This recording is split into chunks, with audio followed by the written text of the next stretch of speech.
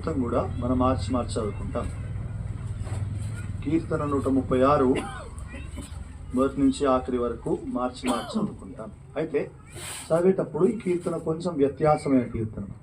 దీంట్లో మొదటి వచనం రెండో వచనం లాగా చదవం, కానీ ఒకటో వచనంలోనే 2 భాగాలు ఉన్నాయి. పై భాగం నేను చదువుతాను, రెండో భాగం ఆయన కృప నిరంతరం ఉండును అనే మాట మీరు చదవండి. యెహోవా దయాళుడు, ఆయన కృతజ్ఞతాస్తుతులు చెల్లించుడి. దేవదేవునికి కృతజ్ఞతాస్తుతులు చెల్లించుడి. ప్రభువుల ప్రభువునకు కృతజ్ఞతాస్తుతులు చెల్లించుడి. ఆయన ఒకడే మహాశ్చర్య కార్యములు చేయువాడు. తన జ్ఞానము చేత ఆయన ఆకాశమును కలుగజేసెను. ఆయన భూమిని నీళ్ల మీద పరిచినవాడు. ఆయన గొప్ప జ్యోతులను నిర్మించినవాడు. పగటి నేలుటకు ఆయన సూర్యుని చేసెను. ఆయన కృప నిరంతరం. రాత్రి నేలుటకు ఆయన చంద్రుని నక్షత్రములను చేసెను. ఆయన కృప నిరంతరం. ఐగుప్తు దేశపు తొలిచూళ్లను ఆయన హతము చేసెను. ఆయన కృప నిరంతరం. వారి మధ్య నుండి ఇశ్రాయేలీయులను ఆయన రప్పించెను. చాచి తన రప్పించెను. ఆయన కృప నిరంతరం. ఎర్ర సముద్రమును ఆయన పాయలుగా చీల్చెను. ఆయన కృప నిరంతరం. ఆయన ఇశ్రాయేలీయులను దాని నడుమ దాటిపోజేసెను. ఆయన కృప నిరంతరం. ఫరోను అతని సైన్యమును ఎర్ర సముద్రంలో ఆయన ముంచివేసెను. ఆయన కృప నిరంతరం. అరణ్య మార్గమున ఆయన తన ప్రజలను తోడుకొని వచ్చెను. ఆయన కృప నిరంతరం. గొప్ప రాజులను ఆయన హతము చేసెను. ఆయన కృప నిరంతరం. ప్రసిద్ధి నొందిన రాజులను ఆయన హతము చేసెను. ఆయన కృప నిరంతరం.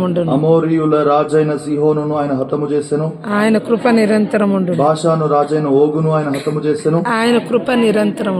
ఆయన వారి దేశమును మనకు స్వాస్థ్యముగా అప్పగించెను. ఆయన కృప నిరంతరం. తన సేవకుడైన ఇశ్రాయేలునకు దాని స్వాస్థ్యముగా అప్పగించెను. ఆయన కృప నిరంతరం. మనము దీన దశలో ఉన్నప్పుడు ఆయన మనలను జ్ఞాపకం చేసుకొనెను. ఆయన కృప నిరంతరం. మన శత్రువుల చేతిలో నుండి మనల్ని విడిపించెను. ఆయన కృప నిరంతరం. సమస్త జీవులకును ఆయన ఆహారం ఇచ్చుచున్నాడు. ఆయన కృప నిరంతరం. ఆకాశమందుండు దేవునికి కృతజ్ఞతాస్తుతులు చెల్లించుడి. ఆయన కృప నిరంతరం ఉండును. ప్రార్థన చేసుకుంటాం.